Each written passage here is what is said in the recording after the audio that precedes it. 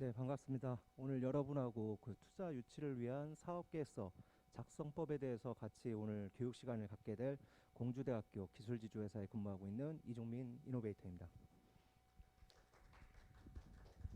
네, 우선 여러분은 지금까지 지금 제가 교육 일정을 쭉 보고 있는데 정밀 의료, 의료기기 산업 트렌드 및 뭐 비즈니스 모델, 수익 모델, 온라인 마케팅까지 지금까지 여러 가지 교육을 좀 많이 받으셨던 것 같아요.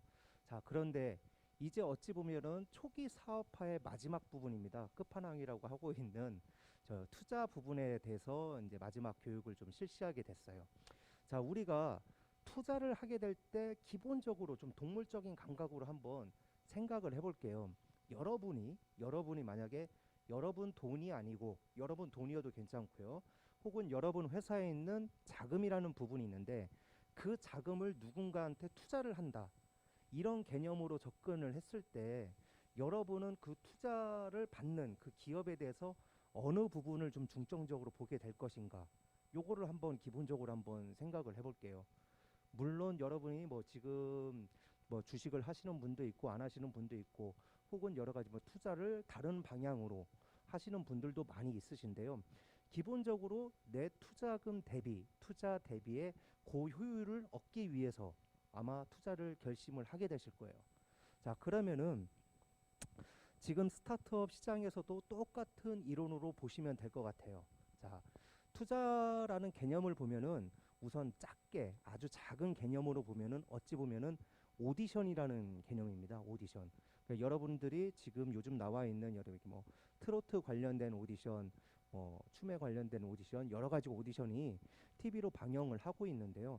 거기서 보시면은 잘하는 사람도 있지만은 어떤 후보자의 가능성을 보고서 한 단계를 좀 예, 그 선택을 해주시는 그런 심사위원도 많이 보셨을 거예요. 자, 그러면은 오디션일 경우 심사위원이 채택을 하는 경우를 가만히 보면요, 대부분 그 교육자, 한마디로 그 응시자, 그 사람의 가능성을 보고서 조금 선택을 해주시고 있거든요. 자, 투자라는 부분에서도 똑같습니다. 우선적으로 지금 스타트업들이 시장에 바로 나와서 뭐 10억, 20억, 30억의 매출을 바로 올릴 수도 있어요. 하지만 대부분의 스타트업들을 보면 우선 단계별로 디딤돌 형태의 단계별로 어떠한 성장 곡선을 그리고 있어요. 그러한 단계에서 투자자가 처음 엔젤 투자, 우리가 혹은 초기 투자라고 말을 하죠. 이런 부분에 투자를 하게 될 때 과연 무엇을 보고 할 것이냐? 이 부분에 대해서는 우선적으로 그 기업이 갖고 있는 뭐 기술, 뭐 기업의 규모, 시장성 이런 부분 물론 있죠. 하지만 그 밑바탕에는 사람이라는 유기체가 깔려 있다고 좀 보시면 될 것 같습니다.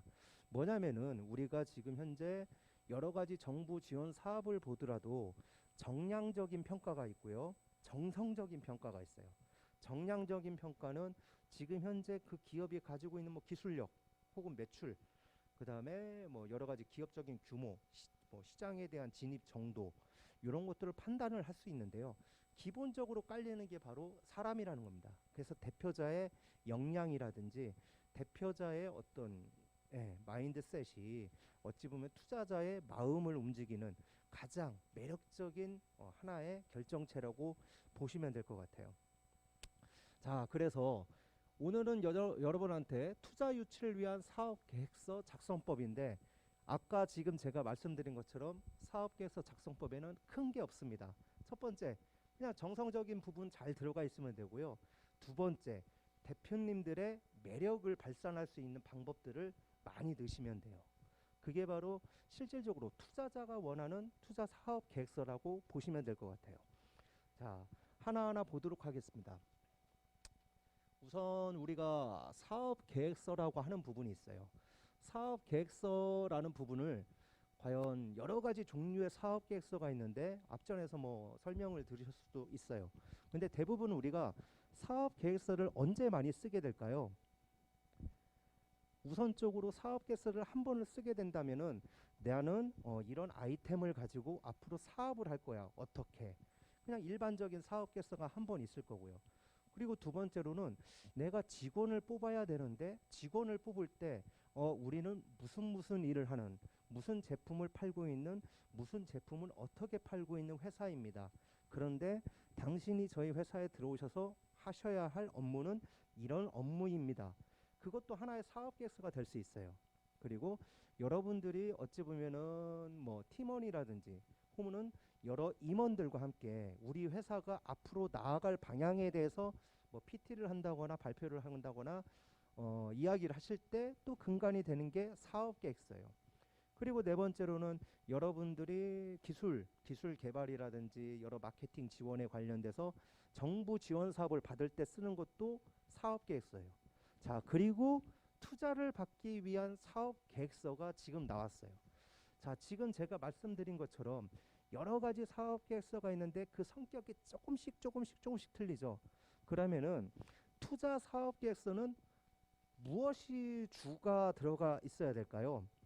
투자 사업 계획서는 이거예요. 투자자를 설득을 시키고 이해를 시켜야 되다 보니까 우리 회사는 이런 좋은 기술과 아이템으로 앞으로 성장할 것이니 투자자가 투자를 해준다면은 그 투자금을 가지고 어떻게 운영을 해서 더 많은 성장을 이루어내서 그 투자금에 맞는 투자금 회수를 우리가 어떻게 보답을 해주겠다라는 사업 계획서가 담겨 있는 게 바로 투자 사업 계획서라고 보시면 돼요.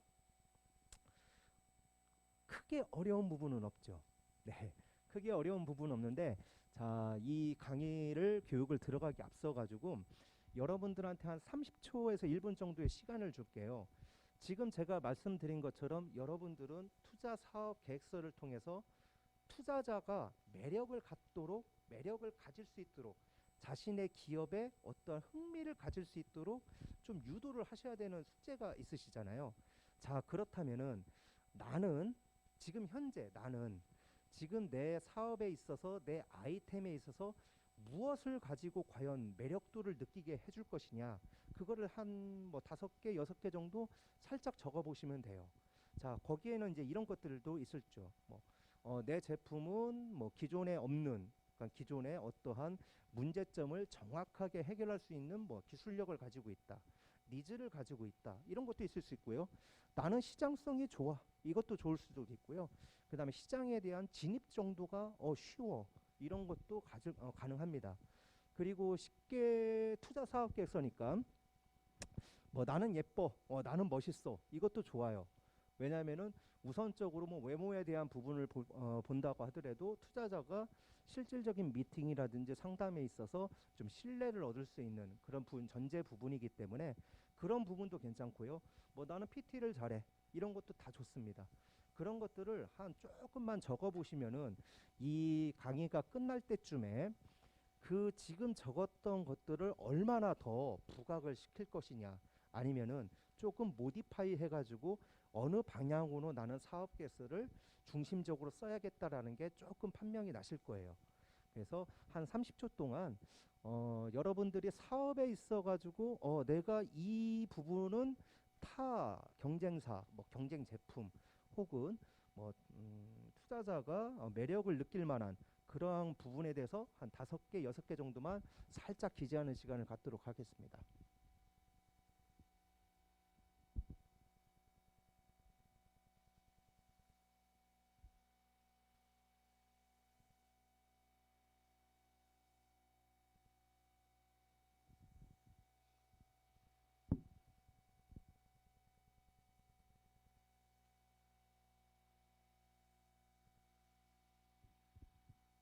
자, 이제 적으셨으면은 다음 페이지로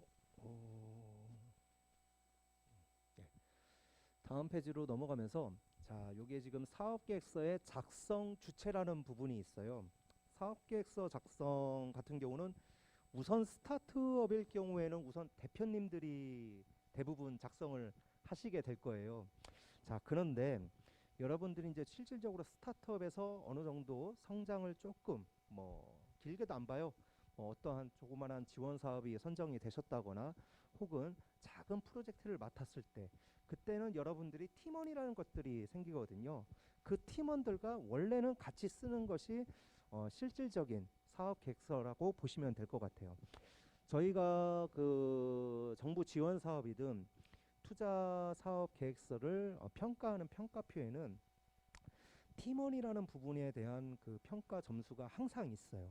자, 그 이유가 뭐냐면은 현재 스타트업들은 이제 스타트하는 부분이기 때문에 실질적으로 시장에 대한 인프라나 아니면 인맥 네트워크나 혹은 그 기술의 정도가 어느 정도 제한성이 있거든요. 그러면은 지금 현재 여러분들이 가장 내세울 수 있을 만한 건 뭘까요? 바로 맨파워예요, 맨파워. 우리 회사는 자 쉽게 뭐 우스갯소리로 우리 회사는 20일 동안 하루에 한 4시간 정도만 자면서도 이 프로젝트를 위해서 이 사업을 위해서 잠도 안 자고 일을 할 수 있는 CEO가 있다. 이것도 굉장한 매력이죠. 왜냐하면은 우리가 실질적으로 어떠한 여러분들이 사업을 진행함에 있어서 문제에 봉착을 하게 되실 거예요. 그 문제를 해결하는 방법 중에 하나는 자본에 의해서 한마디로 뭐 여러 가지 자금에 의해서 그 문제를 해결하실 수도 있고요. 혹은 뭐 기술적인 협조 아니면 외부 인프라의 협조를 받으실 수도 있어요. 그런데 기본적으로 그 문제를 해결하기 위해선 돈이라는 것이 들어가요. 자금이라는 것이 들어가거든요. 하지만 이 회사의 CEO, 이 회사의 대표는 잠도 안 자고 일을 하는 한마디로 자금이 들어가지 않는 무한한 원동력을 가지고 계신 무기가 있단 말이죠. 자, 그래서 우선적으로 지금 저희가 스타트업들을 판단을 할 때 팀원이라는 부분에서 가장 중요한 부분은 CEO의 역량을 자주 봐요. CEO의 역량이라는 부분을 유심히 보고 있고 그 다음에 여러분들이 여러 가지 그 이런 창업 교육에 관련된 교육을 받게 되면은 교육 첫 시간과 아마 마지막 시간에는 대부분 창업가 정신, 창업가 뭐 교육이라는 이런 부분이 아마 내재되고 있는 이유가 바로 스타트업들이 어느 정도 지속성을 갖고 사업을 연계하고 그다음에 성장을 하기 위해서는 대표자의 역량이 가장 큰 부분을 차지하고 있기 때문에 아무래도 그렇게 교육이 커리큘럼이 구성이 됐을 거예요. 자, 그래서 사업계획서의 작성의 주체는 우선 대표이사가 하고 있는데 담당 직원 및 뭐 TFT를 구성해서 사업계획서를 작성도 할 수 있어요. 하지만 우선적으로 사업에 대해서 가장 잘 이해하고 있는 것은 대표죠. 대표고 그 다음에 우리 회사가 앞으로 나아갈 방향에 대해서도 선택을 하는 것도 바로 대표입니다. 자, 그러다 보니 대표는 사업계획서를 쓸 때 어느 정도 그 정보라든지 아니면 이 회사가 나아갈 기조를 팀원들한테 알려준다면은 팀원들의 아이디어가 더 더해진 좋은 사업계획서가 도출될 수 있겠어요. 자, 사업계획서 작성 시 이해하기 쉽게 작성, 그 다음에 간결하게 명료하게 작성, 객관성, 주관성, 일관성, 정확성 이런 부분이 있는데 요거에 대해서 조금 말씀을 드릴게요. 지금 여러분들 지금 이게 정밀 의료기기 그 다음에 어찌 보면은 의료 관련된 그런 스타트업들을 위주로 지금 교육을 진행을 하고 계시잖아요. 자, 그러다 보니까 저희 심사 평가를 하시는 분들 혹은 투자자분들 보면은 정밀 의료기기 부분 이 의료기기 산업군에 대해서 여러 가지 지식을 갖고 있는 심층적으로 갖고 있는 투자자도 있을 수 있어요. 하지만 대부분 노멀하게 깊지 않은 지식으로 넓게 분포를 하고 있는 게 대부분의 투자자들의 성격이라고 보시면 될 것 같아요. 자, 그러다 보니 너무 전문 용어를 쓰시고 너무 어렵게 표현을 하신다면은 저희들이 오히려 오해를 하기 쉬워요. 이해를 하지 못하고 오해를 하다 보니 여러분의 시장성을 높게 보지 못하고 작게 보는 경우 그런 경우가 좀 많이 발생을 해요. 그래서 아마 여러분들이 IR 데모데이나 여러 가지 뭐 심사평을 받을 수 있는 그런 오디션장을 가면은 가끔 이런 질문을 받으시는 기업들을 보시게 될 거예요. 자, 그러면 대표님의 아이템은 이러이러한 아이템으로 이런 서비스를 하는 건가요? 라고 아마 물어보시는 투자자들이나 심사위원이 있다면은 그 심사위원은 자기가 지금 들어서 분석한 것을 오해하지 않으려고 한 번 더 물어보는 이런 경향이라고 보시면 될 것 같아요. 자, 그러다 보니 우선 첫 번째로 그런 질문이 나온다는 것은 여러분들이 심사위원한테 투자자한테 설명을 잘 못했다는 부분이 되는 거죠. 그래서 그런 부분에 대해서 좀 오해에 대한 소지를 많이 줄이는 방법은 우선 이해하기 쉽게 쉬운 언어로 좀 그림을 좀 많이 넣어서, 그래서 오해를 하지 않을 수 있도록 이해가 잘 가도록 작성을 하는 게 좋고요. 자, 두 번째, 그리고 객관성, 주관성이 있습니다. 뭐 검증되고 객관적인 자료와 사실을 요구하고 주관적인 추정이나 판단이 불가피.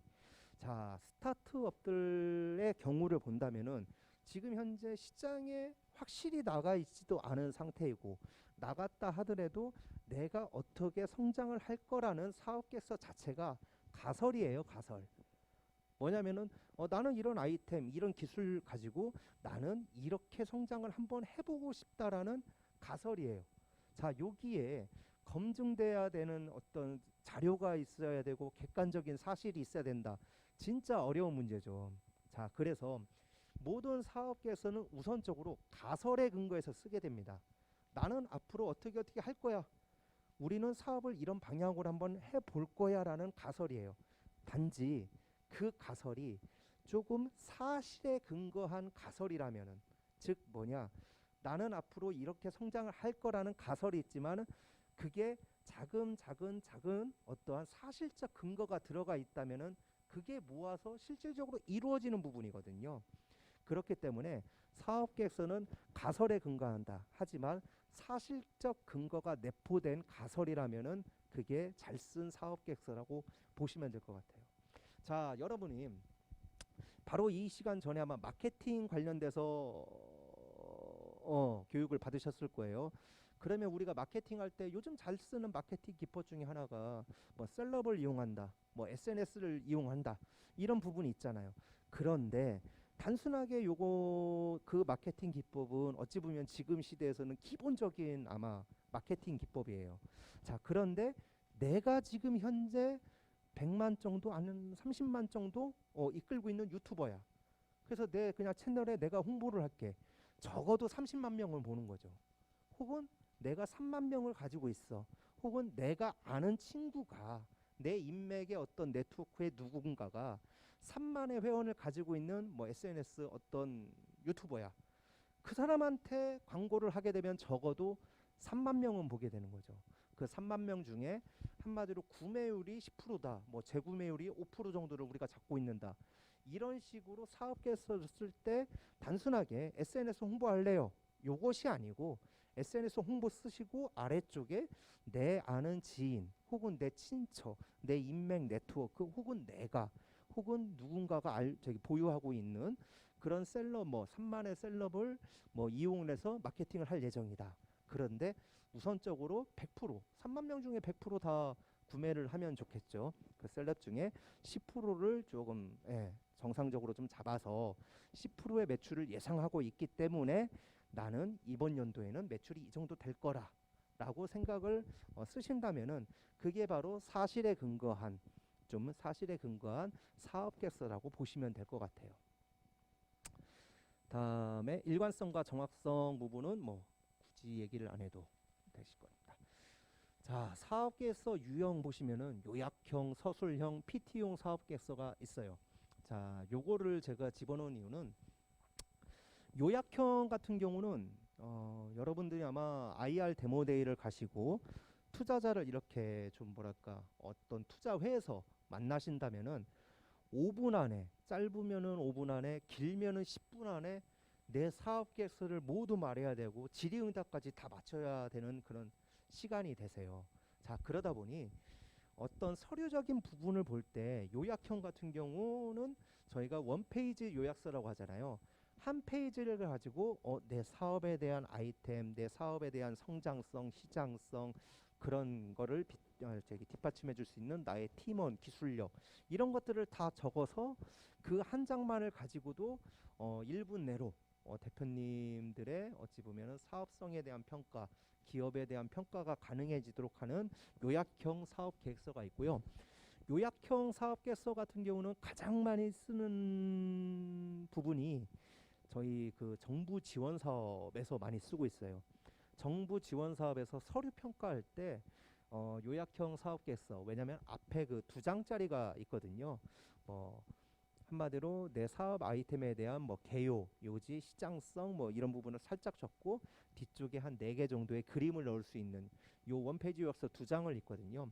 서류 심사를 할 때 실질적으로 심사위원들이 만약에 초기 창업 패키지든 예비 창업 패키지든 아니면 도약 패키지든 여러 가지 사업 서류 평가를 할 때 보면요. 심사위원 한 명당 하루에 부과되는 평균적으로 부과되는 사업 계획서가 한 50에서 60개 정도가 돼요. 자, 그러면은 주어진 시간 내 모든 것을 다 열람을 하려면 시간적인 여유가 그렇게 많이 있지는 않아요. 자, 그러면은 기본적으로 앞에 2장을 봐요. 심사위원은 요약 사업 계획서, 한마디로 요약본 원페이지 요약서 2개를 보고 있다가 요 부분에 대해서 의문이 나는 점은 바로 뒤쪽으로 이제 쫓아가서 그 부분에 대한 거를 좀 정독을 하는, 그렇게 지금 서류 심사를 하고 있는 경우라고 보시면 돼요. 그렇기 때문에 여러분들은 실질적으로 PT용 사업 계획서도 꼭 필요해요. 하지만 요약형 사업 계획서는 여러분들이 누군가하고 네트워크를 한다거나 아니면 여러 가지 정부 지원 사업을 할 때 내 사업에 내 비즈니스의 어떤 핵심을 잘 들을 수 있는 하나의 방법이라고 생각을 하시면 좋을 것 같습니다. 자, 지금은 코로나 시대 때문에 많은 네트워크가 이루어지고 있지는 않아요. 하지만 여러분이 어떤 동료 사업가라든지 아니면은 뭐 기관과 뭐 산학연 관련된 어떤 협업 네트워크를 가시면은 가장 많이 받는 질문과 가장 많이 하시는 질문이 있어요. 대표님 안녕하세요. 저는 어디 어디에서 왔습니다. 자, 그럼 대표님 아이템은 뭐예요? 라고 묻는 게 가장 많이 질문을 받으실 거예요.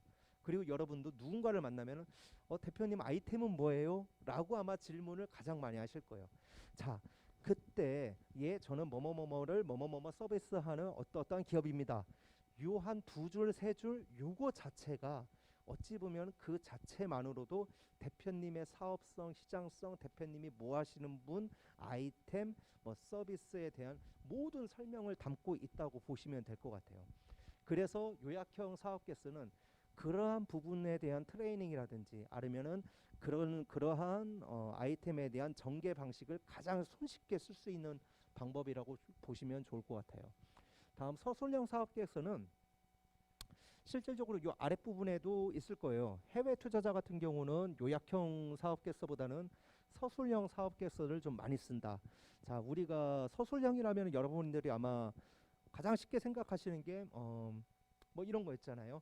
뭐 나는 어제 뭐 학교를 갔는데 학교에 가서 뭐 화장실을 갔다 와서 1교시는 국어를 했고 2교시는 뭐를 했고 이런 식으로 쭉 나열을 하실 거예요. 자, 그렇게 나열을 하는 이유는 뭘까? 자, 해외 투자자 같은 경우는 국내 비즈니스, 국내 산업에 대한 여러 가지 문화적 차이라든지 아니면은 현상들을 잘 이해를 하고 있지를 못하고 있어요.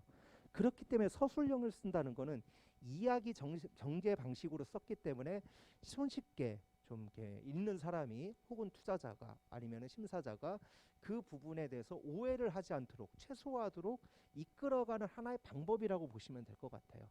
그리고 마지막으로는 PT용 사업계획서가 되고 있습니다. 자, 사업계획서 아웃라인 부분이 있는데요. 사업계획서는 주어진 방식이 없어요. 주어진 방식이 없어요. 자, 여러분들이 아마 뭐 애플 같은 경우 스티브 잡스가 그 PT를 하시는 것도 봤을 거예요. 그 PT를 하셨을 때 지금 뭐 이런 식으로 글자가 많이 나온 것도 아니고 뭐 이미지 하나 딸랑딸랑 아니면 주요 핵심 단어 텍스트 딸랑딸랑 나오고서 하지만 저희들이 봤을 때 스티브 잡스는 PT를 잘한다라는 개념이 있잖아요. 그것처럼 사업 계획서는 어떠한 정해진 아웃라인은 없어요. 대표님 한마디로 습성에 대표님이 나는 이런 방식으로 내 사업에 대한 거를 잘 표현을 할 수 있으면은 그게 잘된 사업계획서예요. 하지만 자, 아까 제가 얘기했듯이 여러분들이 투자자 입장에서 누군가한테 투자를 해야 돼요. 그러면은 그 기업에 대한 어떤 재무 정보도 좀 보셔야 될 것 같고, 그다음에 사업성이라는 거, 그다음에 이게 과연 시장에서 성공할까? 시장이 있나라는 부분을 아마 검토를 하셔야 되니까 그런 부분들을 적으셔야 되는 게 바로 사업계획서의 아웃라인이에요. 하지만 여러분이 그 부분에 대한 걸 PT용 사업계획서 같은 경우는 말씀을 잘하시면 한마디로 말씀을 잘 하시면 굳이 텍스트 형태로 쓰지 않으셔도 좋을 거는 같습니다. 그러니까 예를 들자면은 스티브 잡스가 사업성, 시장성에 대해서 얘기를 해요. 자, 얘기할 때, 자, 여러분들은 모두 스마트폰을 가지고 있습니다. 사실이죠. 굳이 시장성에 대해서 말을 하지 않아도 돼요. 단지 이 말 한마디로도 그래, 전 국민의 뭐 80% 90%는 스마트폰을 사용하고 있는 거를 여러분도 알고 있으니까. 자, 그렇기 때문에 사업계획서 아웃라인은 여러분들이 진짜 PT용이라면 발표하기 쉽게 여러분들이 발표하기에 편리하도록 만드시는 게 아웃라인으로 보시면 될 것 같아요. 자, 투자자 입장에서 매력 있는 사업계획서는 인적 자원의 강점을 설명하라. 아까 말씀드렸듯이 초기 스타트업들이 가장 내세울 수 있는 거는 대표자뿐입니다. 그리고 대표자의 아이디어. 이거를 기반으로 우선적으로 사업을 전개를 하시기 때문에 우선 여러분들이 가지신 강점을 잘 알고 계시는 게 가장 좋을 것 같아요. 가장 좋을 것 같고, 자, 아까 제가 잘생겼다, 이쁘다 예를 들었잖아요. 요즘 스타트업들 대표님들 보시면은 다 모델급이에요, 진짜. 뭐냐면은 자, 그렇게 꾸미는 것도 하나의 비즈니스의 방식이라고 보시면 좋을 것 같아요. 왜냐면은 첫 순간에 아까 말씀드린 10분 내외로 매력을 갖도록, 투자자가 매력을 갖도록, 혹은 심사자가 매력을 갖도록, 혹은 상대자가 매력을 갖도록 만드셔야 하는 부분이기 때문에 그런 부분에서 가장 손쉽게 신뢰라는 부분과 우선적으로 주의를 끌 수 있는 방법은 바로 외모라고 보시면 될 것 같아요. 그렇기 때문에 그러한 강점을 잘 살릴 수 있도록 사업 개선에도 실질적으로 디자인이라는 부분이라든지 혹은 강조하고 싶은 부분은 외모적으로 이쁘게 하시는 게 가장 좋으실 것 같아요. 자, 그 다음에 많은 스타트업들이 이 부분에 대해서 신경을 조금 못 쓰시는 부분도 있어요. 뭐냐면은 경쟁에 대해 밝혀라 라는 부분이 있습니다. 경쟁에 대해서. 자, 뭐냐면 사업에 대한 경쟁자는 누구냐, 즉 경쟁사가 어디고 경쟁 제품이 어디냐, 이거를 밝혀주셔야 되는데 지금 현재 스타트업이기 때문에 여러분들이 이제 사업계에서 쓰시다 보면은 나는 요만한데 경쟁사는 벌써 이만큼 돼 있잖아요. 게임이 안 될 것 같아서 오히려 그거 자체가 어찌 보면은 내가 점수를 잃는, 한마디로 내가 시장에 진입하기 더 어려운 부분일 것 같다라는 생각으로 많은 스타트업들이 빼고 있어요. 자, 그러면은 또 제가 아까 또 원론적인 그 질문으로 갈게요. 여러분들이 투자자예요. 여러분들이 투자자인데 여러분들도 투자자 입장에서 많은 지식이 있으실 거고 많은 것을 현상을 보아왔을 거예요. 자, 여기 앉아 계신 대표님이 있는데 이 대표님이 경쟁사가 삼성이에요. 삼성의 스마트폰 갤럭시예요. 당연히 게임이 안 되죠. 게임이 안 되는데 투자자가 여러분들이 투자 심사를 하고 있는데 이 분이 그 부분에 대해서 이야기를 하지 않아요. 그러면 여러분은 분명히 질의응답 시간에 그걸 물을 거예요. 제가 봤을 때 대표님의 아이템은 삼성이라는 곳이 경쟁사고 갤럭시가 경쟁 제품일 텐데 그거에 대한 대처 방안이 있나요? 묻게 돼 있어요. 뭐냐? 경쟁자가 없다라는 거는 실질적으로 시장이 형성되지 않았다라는 뜻일 가능성이 가장 커요. 물론 신규 제품이거나 신규 기술일 수도 있어요. 하지만 지금 현재 나와 있는 거에 대한 대부분의 사업, 그 다음에 대부분의 아이디어는 분명히 경쟁자가 존재하고 있습니다.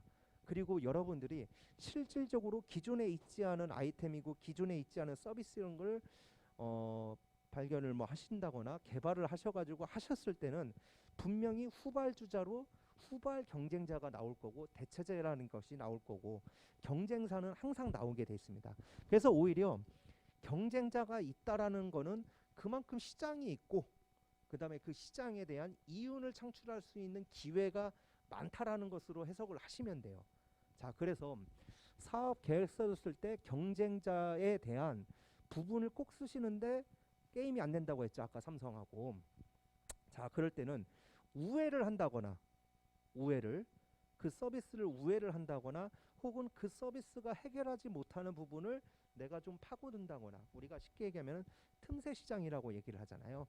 하여간 그 경쟁자와의 약간의 우열이라든지 아니면 동반 성장이라든지 할 수 있는 부분을 같이 넣으시면 돼요.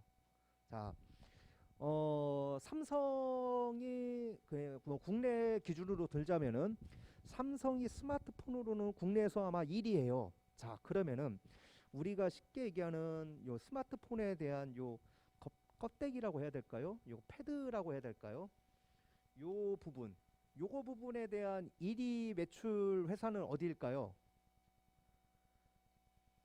여러분도 아마 많이 보셨을 건데 카카오톡이 많이 하고 있잖아요. 카카오톡 그 브랜드가 들어간 그 저기 뭐야 이 패드 껍데기를 많이들 사용을 하고 계시잖아요. 자, 그것처럼 어떠한 제품, 삼성이 저기 스마트폰이라는 제품을 팔고 있다면은 그 제품과 같이 이루어질 수 있는 또 다른 파생 제품이라고 하죠. 이런 파생 제품으로 여러분은 승부를 하셔도 돼요. 자, 그거만큼 여러분들이 아까 요 스마트폰 패드를 만드시는 업체다, 제작하는 업체다. 스마트폰은 다들 쓰고 계시죠? 네. 스마트폰을 보호하기 위해서 뭐 여기 LED 판을 보호하기 위해서 여러분은 누구나 다 패드를 뭐 끼고 계시죠? 맞아요. 안 끼면은 뭐 강화 필름이라도 아마 하고 계실 거예요. 자, 그것처럼 우선 시장성이 있기 때문에 이 시장성에서 여러분들의 제품이 우수성을 한번 보여주시면 좋을 것 같아요. 그 다음에 마지막 여기 부분은 경쟁에 관해 밝혀셔야 될 것 같고요. 합병 등의 방법으로 엑시트할 수 있는 방법을 꼭 제시를 해주시는 게 좋아요. 자, 뭐냐면은 불과 한 10년, 15년, 20년만 하더라도 평생 직장이라는 게 있었어요. 그리고 평생 그 사업이라는 게 있었어요. 쉽게 말해서 종이컵을 만드는 회사가 있어요. 종이컵을 만드는 회사가 나는 평생 종이컵만 만들어도 먹고 살 수 있는 사회 구조였어요. 근데 지금은 평생이라는 단어가 없어진 지 오래예요. 왜냐면은 이거보다 더 좋은 종이컵이 많이 나왔고요. 이거를 대처할 수 있는 대체품들이 많이 나왔고 종이컵을 대표님만 만드는 것이 아니고 경쟁자들이 우수수 생겨났어요. 그렇기 때문에 실질적으로 평생 가야 되는 그런 사업은 존재가 지금 현재로서는 좀 희박하다고 보시면 될 것 같아요. 자, 그러면은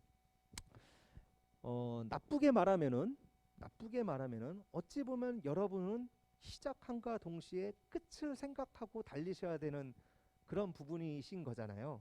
그죠? 내가 이제 사업을 시작하는 이제 스타트업인데 엑시트를 하래, 합병하래.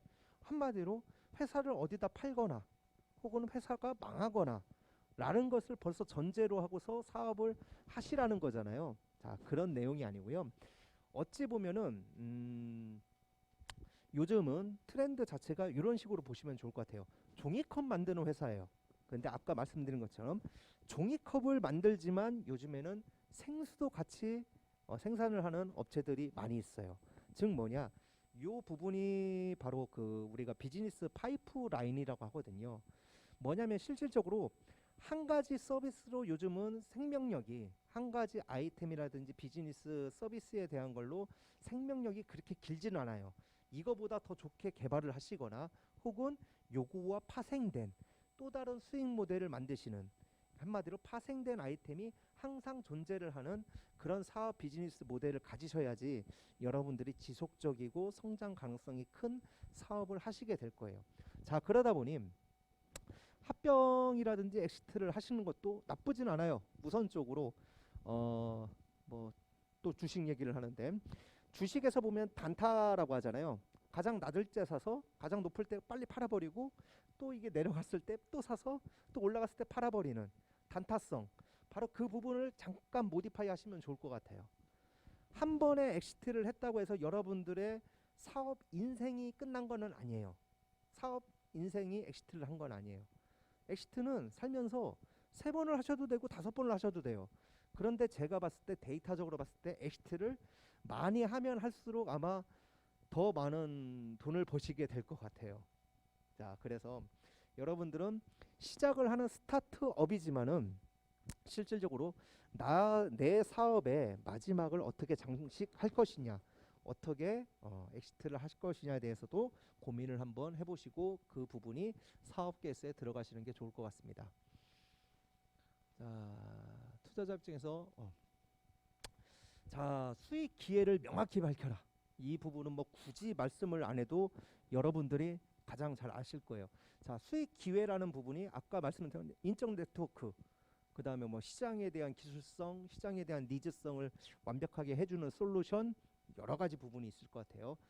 그리고 두 번째로 이제 외부 환경에 대한 통찰력을 보여줘라. 제가 적어놨는데, 제가 아까 뭐 시간에서부터 지금까지 누누이 얘기하는 게, 우선 투자자가 가장 손쉽게 볼 수 있는 거는 대표님이 말씀하시는 뭐 기술이라든지 사업성에 대해서 듣지만은, 말하고 있는 대표님들을 제일 많이 보고 있거든요.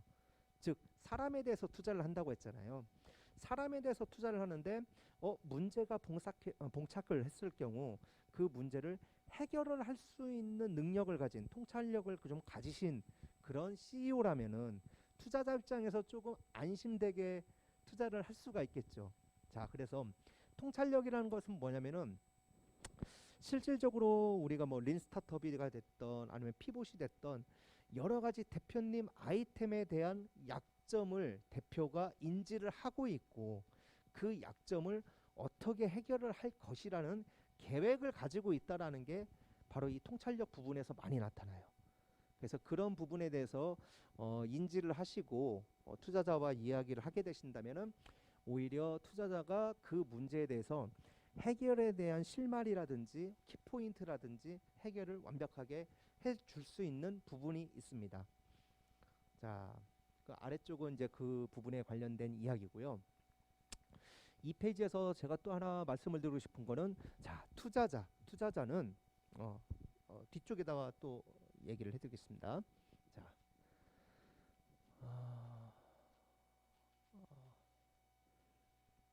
요게 예전 거네. 참, 투자자 입장에서 볼게요. 투자자는 여러분들이 어느 IR 데모데이가 됐던 아니면 투자자를 만나서 투자에 대해서 이야기를 하실 경우, 여러분을 입장에서 단지 투자자를 돈으로 볼 것이냐, 반대로 여러분도 투자자를 사람으로 보셔야 돼요. 즉 뭐냐, IR 데모데이는 뭐냐면은 내가 돈으로서 투자를 받으려고 발표를 하는 게 아니시고요. 실질적인 어떤 자금력을 가졌거나 혹은 엑셀레이팅 능력을 가졌거나 인프라 능력을 가진 어떠한 파트너를 만난다고 생각을 하시면 가장 좋아요. 왜냐하면 여러분도 스타트업을 하시면서 이런 얘기 들으셨을 거예요. 투자를 한 번도 받아보지 않은 사람은 있지만 한 번만 받은 사람은 없다. 자, 그것처럼 투자자도 단계별로 조금 레벨업가 되죠. 그래서 뭐 초기 엔젤 투자, 다음에 VC 투자, 시리즈 투자, A, B 뭐 이런 식으로 가고 있는데, 실질적으로 보면은 그 뭐랄까, 그 지금 기업의 성장 정도에 맞는, 그 기업이 성장 정도에 맞는 그 투자 금액이 있을 것이고요. 투자사가 있을 거고, 그 다음에 투자자가 있을 거예요. 자, 그런 부분에 대해서 여러분들한테 좀 이야기를 했고, 자, 이제 두 번째 시간으로 사업계획서 구성 방법에 대해서 좀 말씀을 드리겠습니다.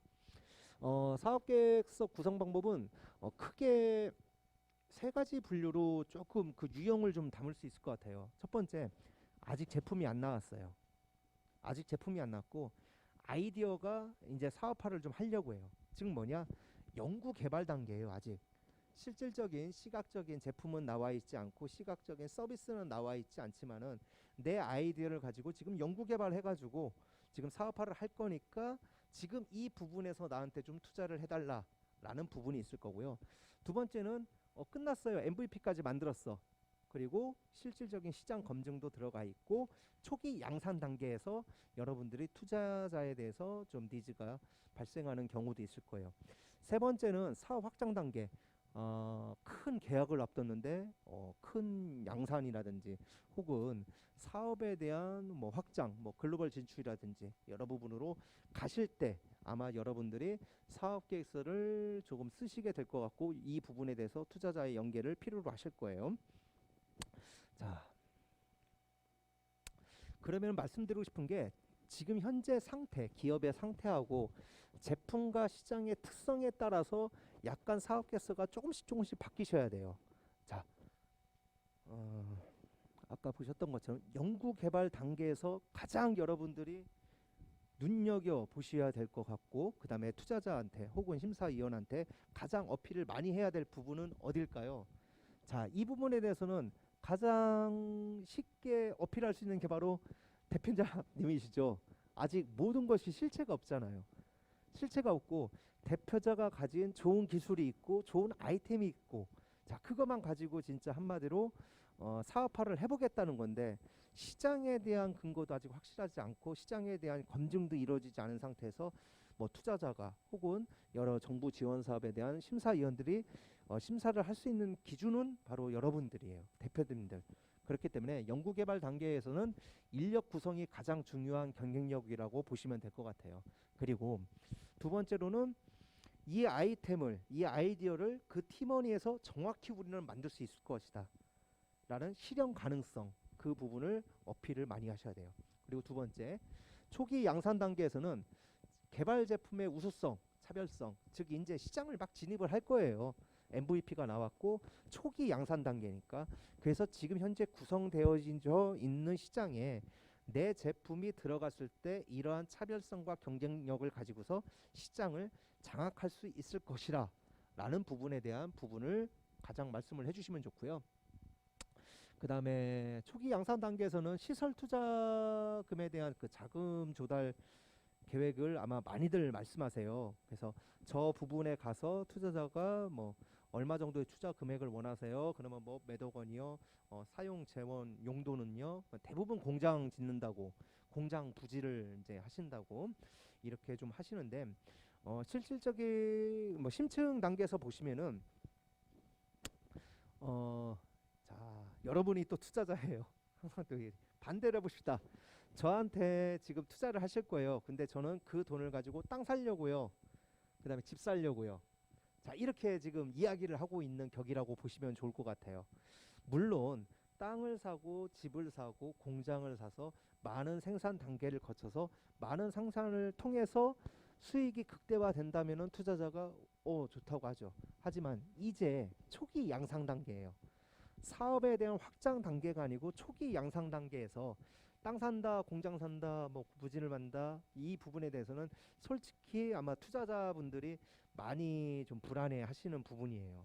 뭐냐면 아직 시장 검증이라든지 시장에 대한 장악이 이루어져 있지 않기 때문에 실질적으로 한마디로 좀 뭐 얘기하면 투기성 투자라고 좀 보셔도 좋을 거는 같아요. 그렇기 때문에 저 부분에서 자금에 대한, 투자금에 대한 활용을 다른 방법으로 아마 여러분들이 쓰셔야 되는 부분이 있고요. 사업 확장 단계에서는 지금 현재 확장을 위해서 공장 부지 늘리셔야죠. 그 다음에 뭐 공장에 대한 기계 설치 하셔야죠. 더 확장을 하실 건데, 그런 부분에 대해서는 단계별로 여러분들이 사업 계획서에 강조돼야 될 부분과 그 다음에 주요 키워드로 잡아야 될 부분들이 다 다르다라는 부분을 말씀드리고 싶습니다. 자, 이게 지금 K사 투자 심사 보고서 양식을 조금 가지고 와봤어요. 자, 보면은 투자 조건 뭐 주당 인수 가격, 무산증자, 주식 1%당 인수 가격, 엑시트 예상 시기, 등록 시 예상 주가, 예상이, 즉 뭐냐, 투자 조건 쉽게 얘기해서 얼마를 요구하고 계시느냐, 대표자님께서. 그리고 그 요구 조건을 충족을 한다면은 우리는 3년 내에, 5년 내 혹은 7년 내에 어떠한 금액으로 회수를 할 수 있을까라는 부분이라고 보시면 될 것 같아요. 그 다음에 신청사 현황은 당연히 대표님들 현황을 알아야죠.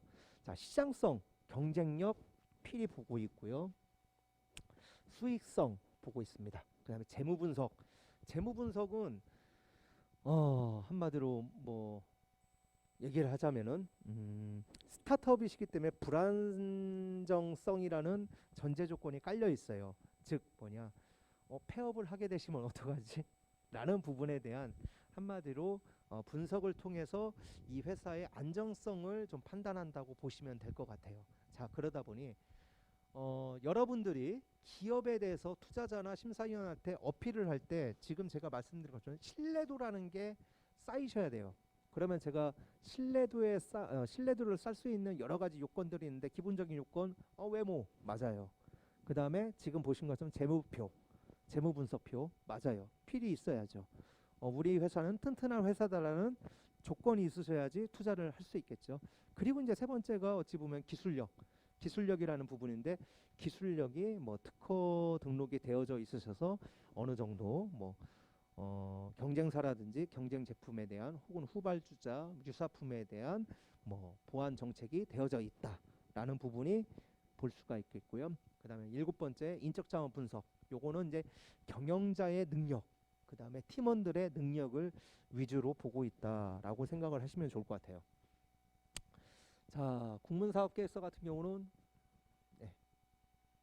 뭐 회사 개요, 시장 및 경쟁자 분석, 뭐 사업 전략, 경영 실적 및 계획, 다음 어펜딕스 이렇게 좀 구성이 되어져 있는데요. 자, 회사 개요.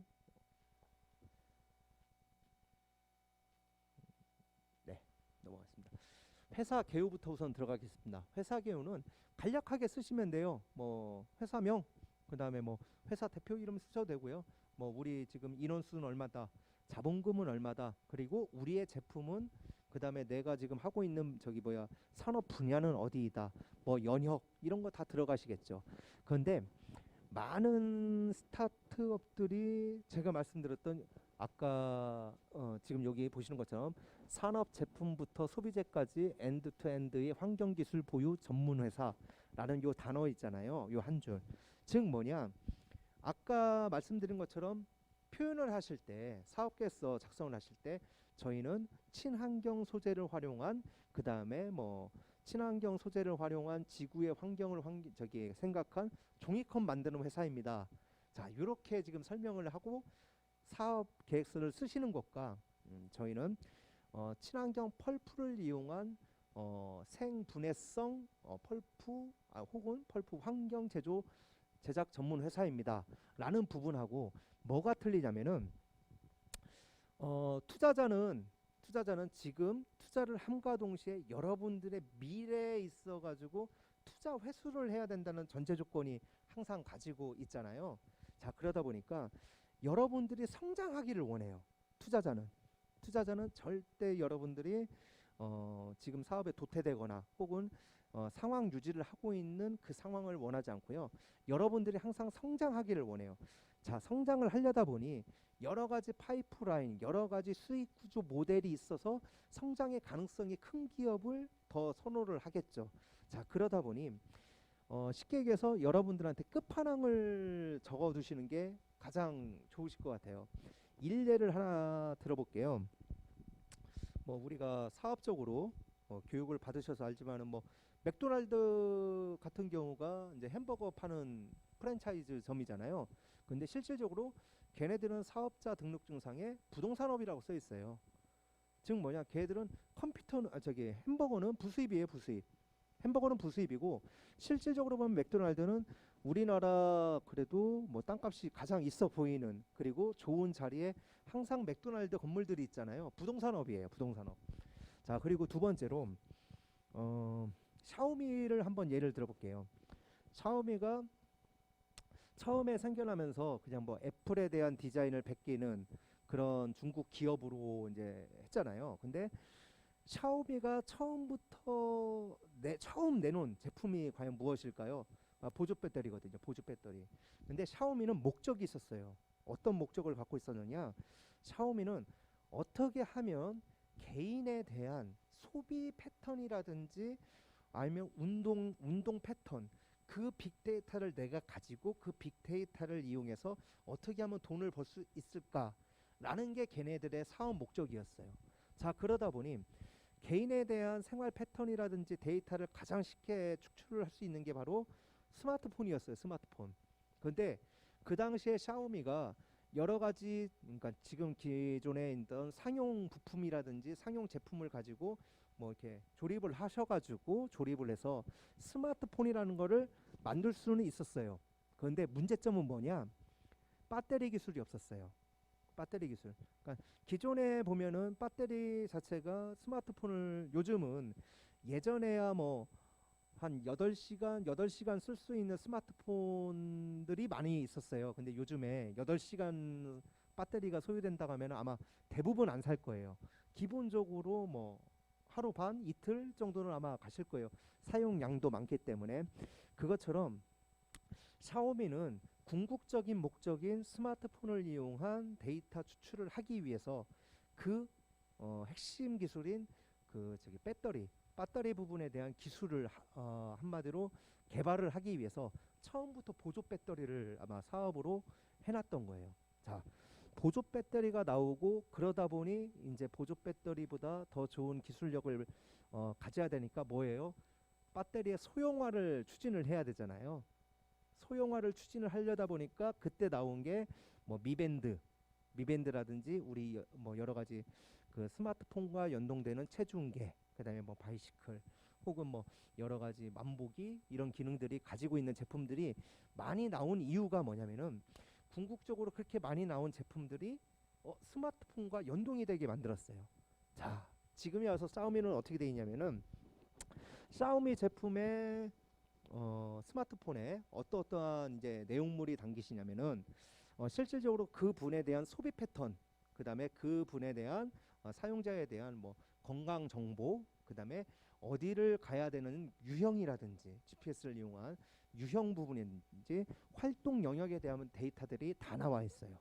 자, 그러더니 그러한 데이터를 기반으로 해서 또 다른 서비스를 하고 있는 게 바로 샤오미라고 보시면 좋을 것 같아요. 그래서 뭐 일례로 지금 샤오미 같은 경우는 지금 전기 자동차 생산에도 이번에 이제 착수를 했잖아요. 앞으로 이제 전기차 생산 자체도 있고 자동차 산업 자체가 자율주행이라는 그런 기반 전제를 했을 때 여러분들 생활 패턴에서 어떠한 자율주행이 먼저 돼야 선행이 돼야 되는 것인가 라는 부분에서 좀 샤오미는 좀 가시적으로 중장기 전략을 세워서 사업을 좀 추진했다고 보시면 될 것 같아요. 그래서 사업 비전이라는 부분이 중요합니다. 뭐냐면 투자자한테 실질적으로 제가 지금 종이컵을 만들고 있지만은 종이컵 만드는 회사지만 저는 종이컵뿐만이 아니고 생수도 나올 거고요. 그다음에 뭐 정수기도 할 거고요. 그다음에 물 산업 관련된 어떤 걸 할 그런 큰 기업입니다. 하지만 지금 시작은 미비해요. 이걸로 시작할 거예요. 라는 거를 여러분들이 그 비전을 제시해 주셔야지 실질적으로 그런 부분에서 투자자가 저 기업이 저런 목적을 가지고 지금은 조깅컵이지만 저러저러한 사업 구조를 가지고 사업 전략을 가지면 가능성이 있어 보여. 그러면 그때 투자자가 돈을 묻는 거죠. 왜냐하면은 그 사업이 실질적으로 성공 가능성이 크기 때문에 지금 시작 단계에서 아까 주식 얘기하면 최저 금액에서 주식을 사고 최고 금액에서 팔아야 되잖아요. 그러니까 그 부분 때문에 여러분들은 저 비전이라는 부분을 조금 유익 있게 해주시면 좋고요. 연역이라는 부분도 실질적으로 뭐 회사 설립 뭐 이렇게 그냥 단순하게 적지 마시고요. 실질적인 성장 그래프를 보여주시면 좋을 것 같아요. 성장 그래프. 내가 지금 현재로서는 사업자 등록증을 뭐 3월에 냈는데 4월에 어떤 지원 사업에 선정이 돼서 어떤 기계도 구입을 했어. 그다음에 그 기계를 근간으로 해서 종이컵까지 만들 수 있어. 하지만 종이컵 플러스 이제 생수를 만들 수 있는 무슨 기계까지 구입을 했어. 그런 부분 성장 그래프를 연역을 성장 그래프로 넣으시는 게 어찌 보면은 투자자한테 어필하실 때 좋은 방향이라고 보시면 될 것 같아요. 제품 소개를 하시는데요. 이 부분이 가장 중요해요. 이 부분이 참 TV 광고 중에 그런 거 있죠. 아 이거 좋은데 산수유 해가지고 아 이거 좋은데 뭐라고 설명을 할 부분이었네. 아 이거 좋은데 대부분의 스타트업들이 지금 그렇게 얘기를 해요. 뭐냐면은 물론 스타트업들 그 대표님들이 볼 때는 이 제품이 가장 좋은 제품이고 완전 무결한 제품이고 성능이 시장성이 큰 제품이겠죠. 근데 그거를 투자자라든지 제3자한테 이해를 시켜 주셔야 되는데 우선적으로 자기 제품에 대한 설명만 하세요. 자, 그래서 아까 말씀드린 것처럼 너무 전문적인 용어를 쓰지 마시고 그냥 여러분들이 설명을 하실 때 중학생 혹은 고등학생이 아 그런 서비스구나, 아 이런 매뉴얼을 가지고 이런 프로세스로 해주는 서비스구나 라는 게 이해가 됐을 때 한마디로 오해가 없는 여러분들의 사업에 대한 성장 정도를 오해의 소지가 없이 받아들일 수 있는 상태가 될 수 있을 것 같아요. 가장 좋은 방법은 이미지가 들어가는 게 가장 좋죠. 이미지가 들어가는 게 가장 좋고, 만약에 여러분들이 아까 제가 두 줄짜리 내 사업에 대한 정의를 두 줄로 내리라고 했잖아요. 이 부분이 트레이닝이 잘 된다고 하셨다면은 제품에 대한 이미지 혹은 그림을 넣으시고 그 두 줄만 설명을 하셔도 웬만한 투자자나 심사위원들은 다 이해를 하실 거예요. 즉 뭐냐? 여러분들은 타이틀을 함축하는, 타이틀을 간결하게 하는 그 기술과 그 능력이 필요해요. 그래서 그런 부분에 대해서 많이들 조금 생각을 하시면 좋을 것 같습니다.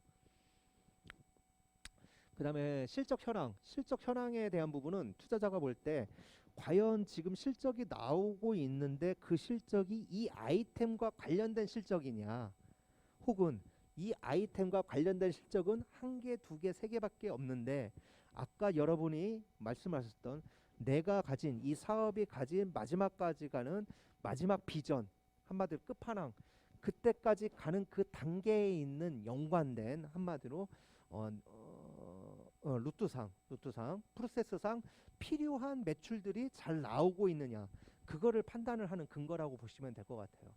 그래서 실질적으로 뭐 종이컵 파는 회사인데, 종이컵 생분해성 종이컵을 만드는 회사인데 실질적으로 뭐 IT 분야, 뭐 홈페이지라든지 뭐 디자인이라든지 이쪽으로 수익성이 많이 나고 있어요.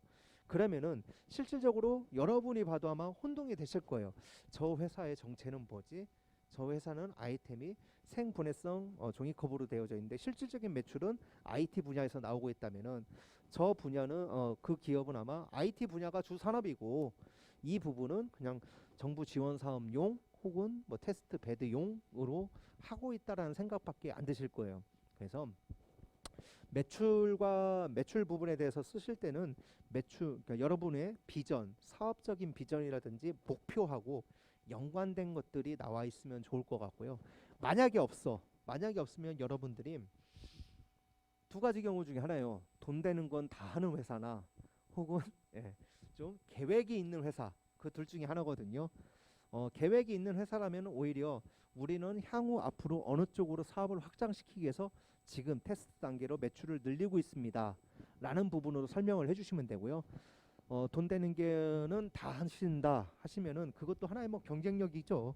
경쟁력인데 실질적으로 돈 되는 게 다 한다면 어떠한 특징을 가지고 어떠한 기술을 가지고 어떠한 이 회사의 장점을 가지고 돈 되는 건 다 하는 것인지 그거에 대한 어필이 꼭 필요하실 것 같아요. 국내 기업 그 사업 계획서에서 그 VC들 투자자들이 일반적으로 가장 미흡하다고 생각하는 부분을 적어놨어요. 뭐 인력 현황 뭐 이런 부분은 둘째치고요. 시장 특성과 경쟁사 분석이 가장 미흡하다고 우리 스타트업들한테. 자, 근데 이 부분이 당연히 그럴 수밖에 없어요. 뭐냐면은 대부분의 스타트업들은 인재 제품에 대한 연구개발 부분이거든요.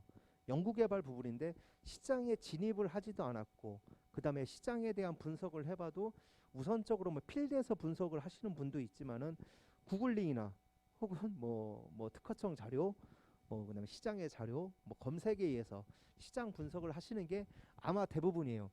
하지만 투자자가 원하는 거는 종이컵, 또 종이컵을 예를 드네요. 근데 시장 조사를 되게 스타트업 때 하신 거 보면은 전 세계의 종이 사용량을 우선 둬요.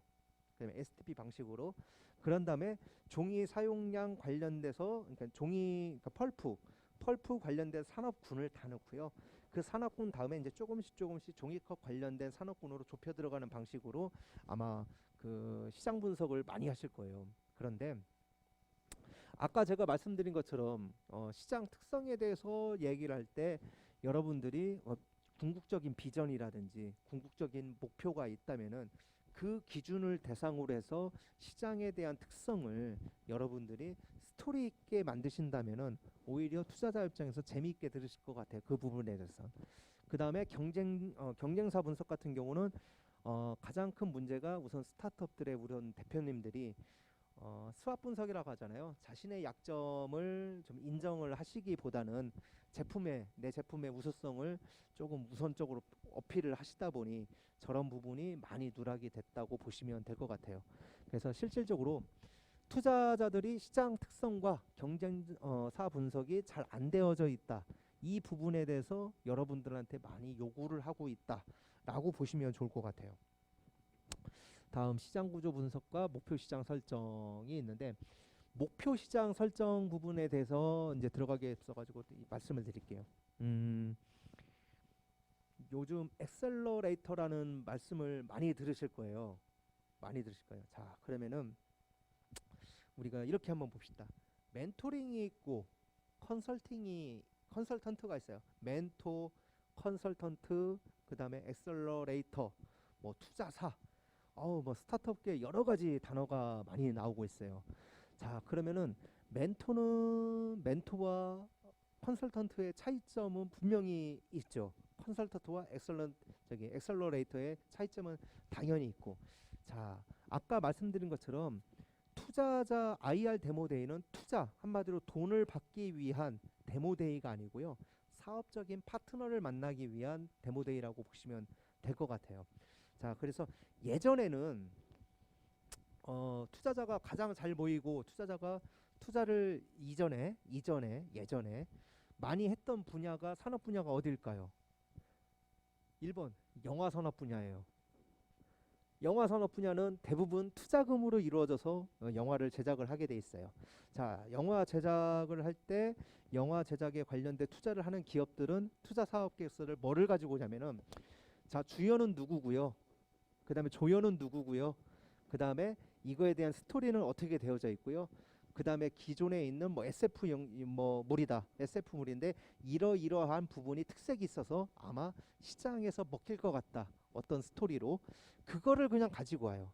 그럼 투자자는 그걸 보고 투자를 하게 되는 거죠. 실질적으로 뭐 주연이 누가 나와 있느냐, 그다음 조연들이 해서 어떤 스토리로 구성이 되어져 있고 뭐 블록버스터 급이냐, 어느 정도 급이냐, 그걸만 판단을 하고 있어요. 자, 그러다 보니까 예전에야 실질적으로 투자자가 돈만 주면 끝났어요. 근데 지금은 무한 경쟁 시대라고 하잖아요. 뭐냐면 돈이 자본금이 있어도 성공 확률이 그렇게 크지 않아요. 왜냐면은 비슷비슷한 아이템을 가지신 기업들이 많고요. 그 다음에 너무나 경쟁자가 많고 카피가 너무나 쉬워졌어요.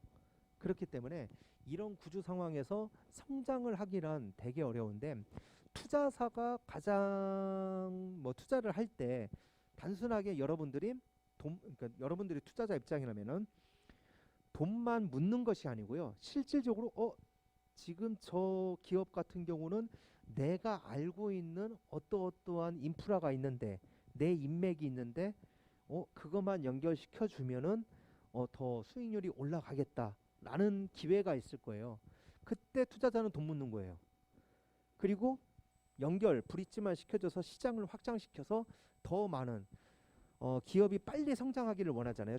투자자는. 그렇기 때문에 요즘은 투자자가 엑셀레이터 기능을 가지고 있어요.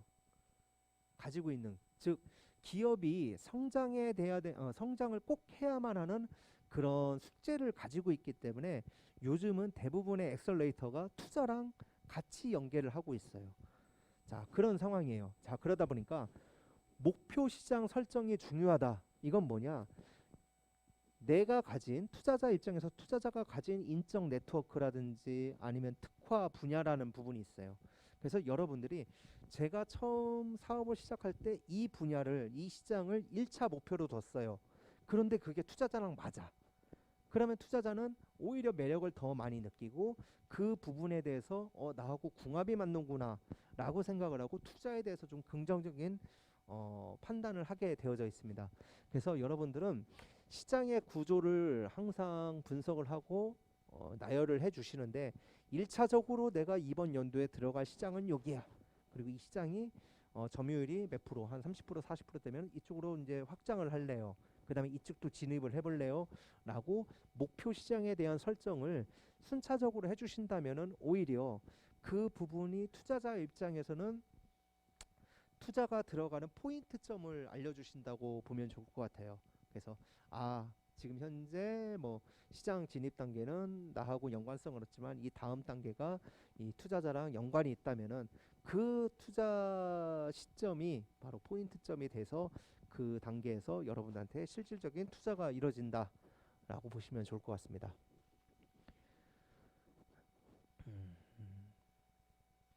네. 다음에 시장 분석 중에 가장 여러분들이 힘든 게 국내에 잘 알려지지 않은 사업이 분야가 있어요. 그런 사업 분야에 대해서 뭐 외국 사례 등 벤치마킹을 도움이 되는데, 자, 시장 분석할 때 시장 분석과 우리가 경쟁사 분석을 할 때, 그러니까 한마디로 경쟁사보다 내 제품이 제일 좋아라는 거를 가장 손쉽게 어필할 수 있는 방법이 뭘까요? 비교표죠. 맞아요. 비교표. 그래서 경쟁사 대비 내가 뭐 잘 됐다. 이런 부분이 있는데 똑같이 보시면 돼요.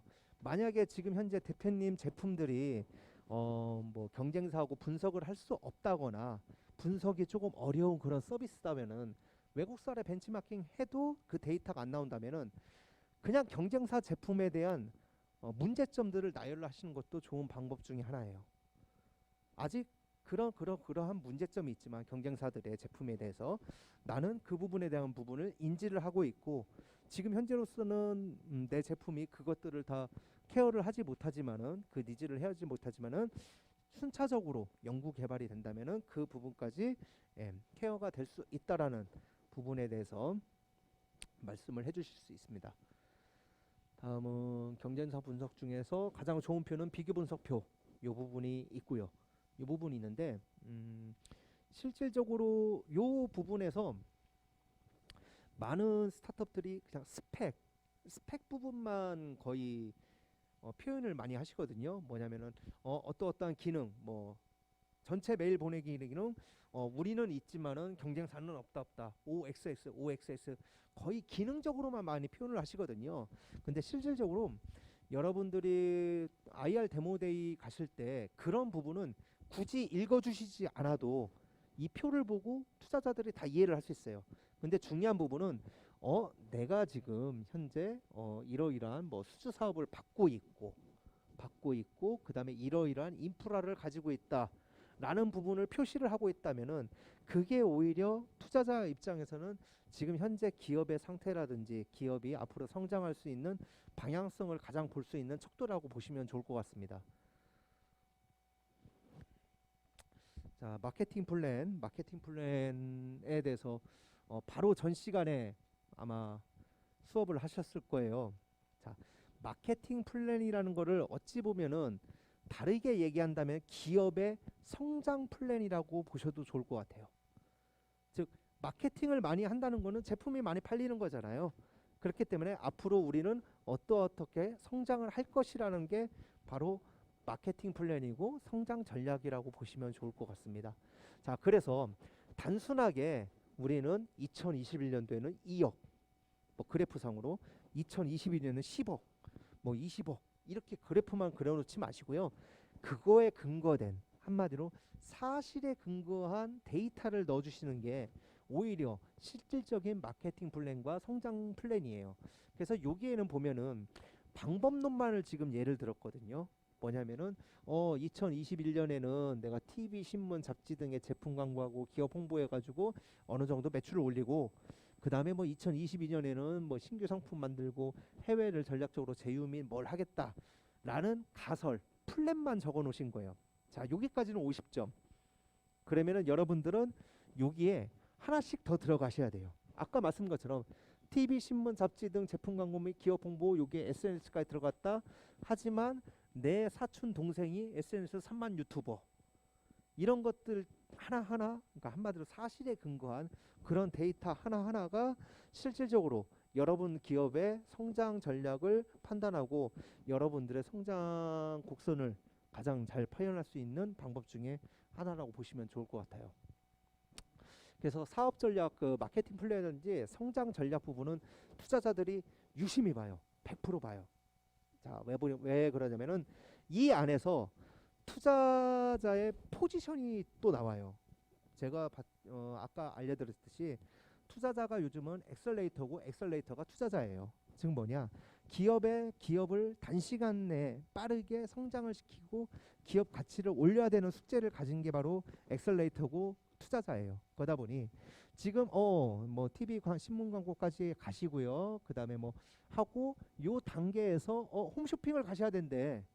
그런데 투자자가 홈쇼핑 관련된 인프라를 가지고 있어. 그럼 끝난 거죠, 뭐. 자, 그러면은 바로 요 시점이 투자 포인트고 그다음에 투자를 함과 동시에 투자자가 실질적으로 행해야 되는 거는 홈쇼핑 가게끔 만들면 되잖아요. 그죠? 그러면은 실질적으로 여러분 기업의 가치는 커지기 때문에 투자 시점도 얘기해 주실 수가 있고 투자자의 포지션도 즉 뭐냐 투자자가 홈쇼핑을 갈 수 있도록 만들어 주셔야 되니까 투자자가 해야 될 숙제는 뭐예요? 제품이 하자가 없는지 한번 보고요. 제품에 대한 CS는 잘 이루어졌는지 보고 양산을 하셔야 될 거 아니에요.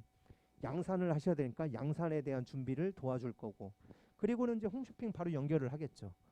연결을 하고 홈쇼핑을 팔았을 때 최대 수익을 이뤄낼 수 있도록 수익 구조라든지 혹은 뭐 제품 원가에 대한 방향성 그런 것들을 같이 모디파이 하겠죠.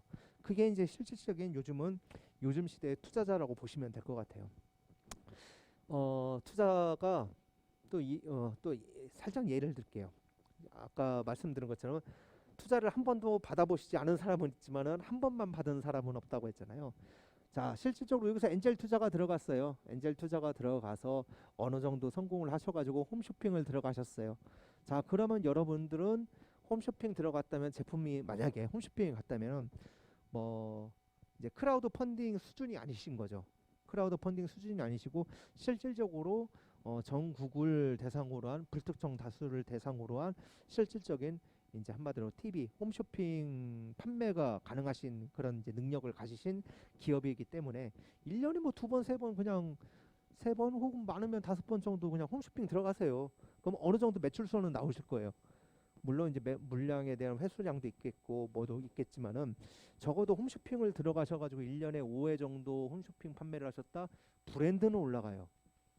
즉 뭐냐 대표님 회사에 대한 제품에 대한 브랜드가 여러분도 이제 돈을 벌면서 어찌 보면은 돈을 벌면서 브랜드 홍보가 된다 보시면 될 것 같고 자, 그 정도 상태가 되면은 처음에 투자했던 투자자는 이제 무슨 일을 하게 되느냐 또 다른 투자자를 물고 와요.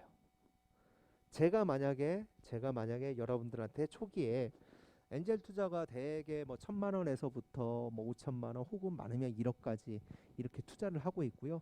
그 이후 단계가 이제 VC 투자라고 해가지고 1억에서 3억 정도 하잖아요. 그러면 저는 빨리 1억에서 3억 정도의 투자자를 몰고 와야겠죠. 즉 뭐냐 제가 알고 있는 투자자들 제가 알고 있는 VC들을 자꾸 브릿지를 놔둬요. 브릿지를 놓고 그분들한테 좋게 어필할 수 있도록 많은 사업 개수를 같이 모디파이 해줘요. 모디파이 해주고 그 단계에서 여러분들이 그 성과가 그대로 나오게 된다면은 바로 이제 제 2차적인 투자를 받으시고 그 VC들도 똑같이 투자 포인트, 컨택 포인트, 포지션을가 매칭이 됐다면은 또 다른 이제 시리즈급으로 가셔야 될 거예요. 그래서 시리즈에 대한 또 다른 투자자를 유치를 하는 그런 방향이라고 보시면 될 것 같아요. 그래서 처음 투자 유치 사업 계획서를 잘 쓰셔야 되는 게 좋은 게 뭐냐면은 한번 투자 사업 계획서를 쓰셔가지고 투자 유치가 되셨다면은 이제 또 되실 거예요. 투자 유치가 또 되실 거예요. 그거는 투자자가도 좀 도움을 주시고 투자자가 오히려 엑셀레이팅하고 투자자가 투자자를 더 이제 물어오는 그런 경향으로 가시기 때문에 여러분들은 어찌 보면은 처음 쓰시는 사업 계획서, 투자용 사업 계획서가 가장 중요하시다 이렇게 보시면 좋을 것 같아요.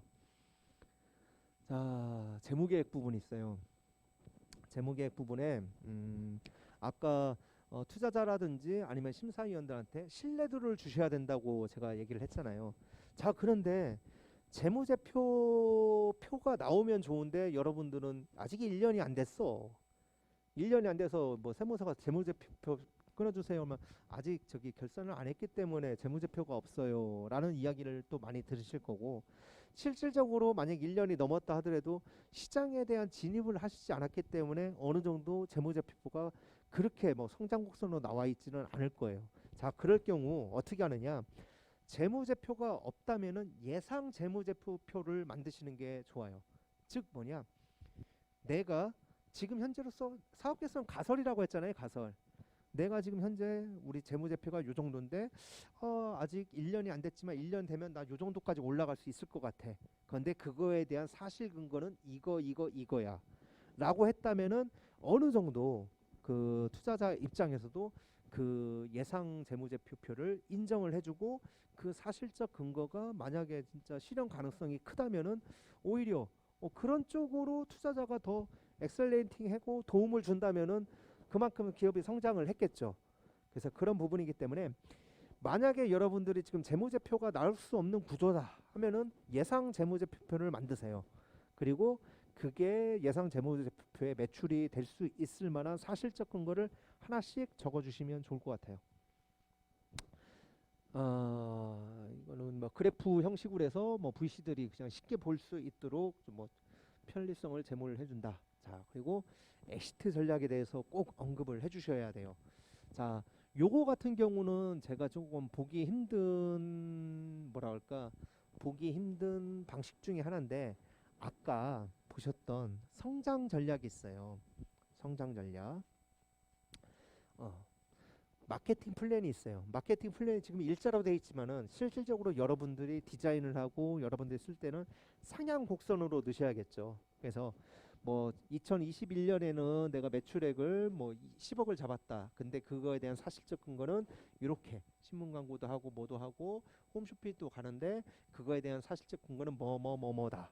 그리고 여기에 이 사안에서 투자 포인트라든지 그다음에 투자 시점이라든지 그다음에 투자자의 포지션이 나온다고 했어요. 그러면 여기에 이 단계에서 오히려 여러분들이 적어주세요. 저희는 이 시점에서 투자자가 필요합니다. 투자가 필요합니다. 이 시점에서 5천만 원이 투자가 필요한데, 필요한 이유는 홈쇼핑에 들어가기 위해서 양산을 위해서 5천만 원 정도가 필요합니다. 자, 여기서 5천만 원을 해서 투자를 해주시면은 2년 뒤 이 시점에서 저희가 투자금 횟수를 3배수로 인정을 해서 투자를 드리겠습니다. 라고 투자 사업계획서에 전략 훈련에 다 들어가시는 게 가장 좋은 방향이라고 보시면 좋을 것 같아요. 오히려 투자자 입장에서도 많은 생각을 하기보다 이 표를 가지고 봤을 때 실질적으로 근거, 사실적 근거라든지 데이터를 봤을 때 지금 보신 게 맞다라고 표현이 된다면은 앞에서 설명드렸던 사업가 대표자님의 통찰력을 인정을 하는 거고요.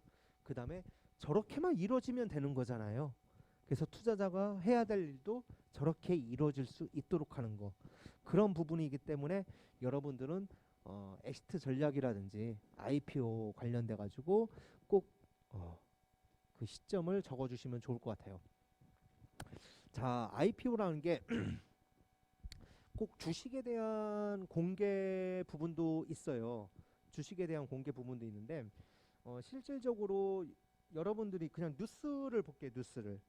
뉴스를 볼 때 뭐 카카오가 됐던 아니면 배민이 됐던 어느 기업들을 이렇게 흡수하시는 거를 뉴스로 많이 보셨을 거예요. 뭐 흡수 합병하시는 거. 근데 흡수를 할 때 그 기업들이 어디에 뭐 상장이 되어져 있거나 IPO 공개가 돼 있는 기업들은 아니었잖아요. 그것처럼 요즘 시대에는 어찌 보면 요 IPO와 엑시트 방법이 무궁무진해요. 100가지예요. 뭐 협약적 IPO도 있고요. 협약적 M&A도 있고 여러 가지 방법으로 요즘은 그 M&A 엑시트 전략들이 많이 나오고 있어요. 그렇기 때문에 그냥 여러분들 사업적 특성에 맞게 여러분들이 생각했을 때 이런 식으로 하면은 나는 엑시트가 가능할 것 같다 라는 부분을 그냥 적어주시면은 가장 그게 사실에 근거한 사업 계획서가 될 것 같습니다. 네, 어찌 보면 지금 마지막 페이지 쪽으로 왔는데요.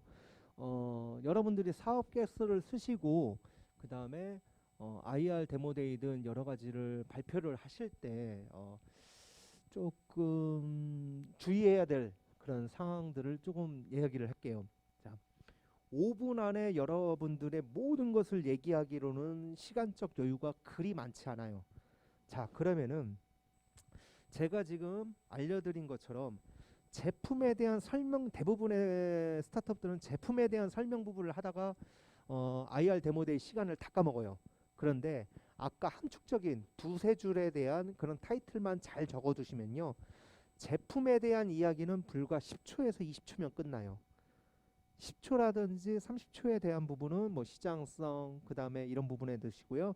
제품에 대한 부분을 그 다음에 기업 소개에 대한 부분을 1분에서 2분 내외로 끝내시면 돼요. 그리고 3분 동안 무슨 얘기를 하면 되시냐, 지금 내가 성장을 이렇게 할 것인데 성장 플랜에 관련돼 가지고 만약에 투자자가 이 시점에서 투자가 필요하고 이 시점에서 투자가 됐을 경우 이런 쪽으로 내가 회수를 시켜줄 거고 투자금 회수를 시켜줄 거고, 그거에 대한 근거 데이터, 근거 사업, 근거 프로젝트는 이런 것들이 있다.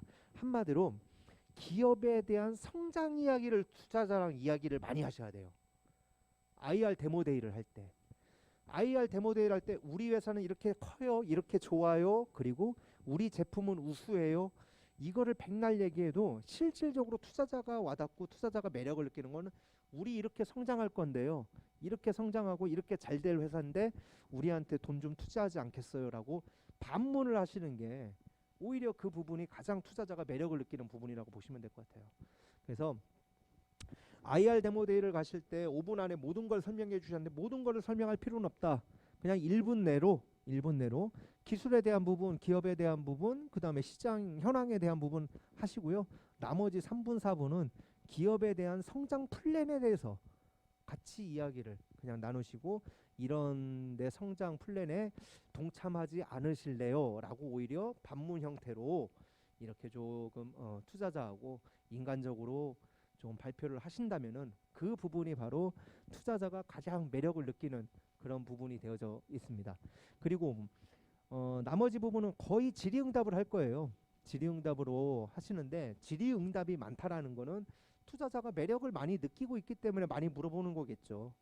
그렇기 때문에 그런 부분에서 오히려 앞쪽에서 예상 질의응답 부분에서 더 보완할 부분을 많이 준비해 두셨다면은 앞에서 얘기하실 때 그 부분을 빼고 말씀을 하셔도 돼요. 오히려 그 부분은 질의응답 시간에 말씀드리겠습니다 라고 하시고 넘어가셔도 돼요.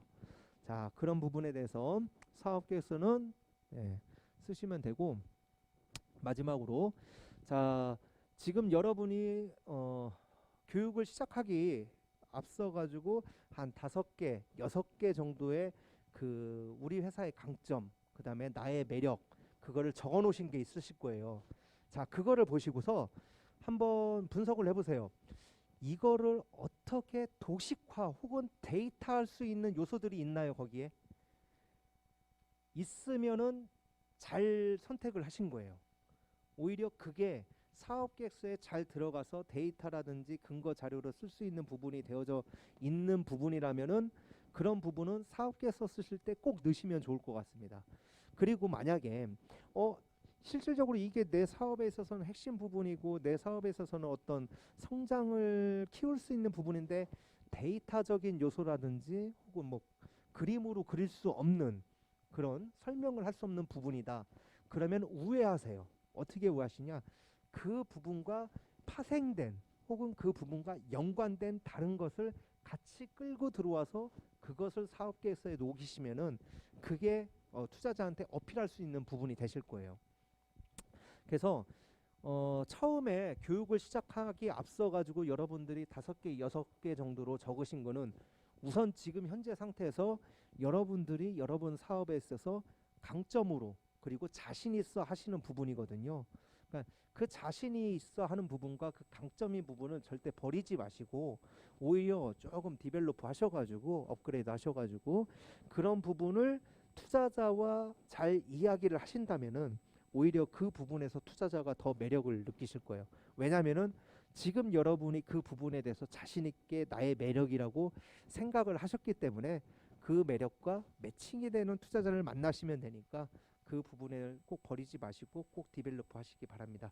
예, 예, 이상으로 저희 정기적인 그 투자자가 매력을 느끼는 사업계획서 작성법에 대해서는 교육을 마치고요. 저도 아까 말씀드린 것처럼 뭐 여러 가지 질의응답 그 시간으로 해가지고 교육을 좀 마무리하도록 하겠습니다. 네, 수고하셨습니다.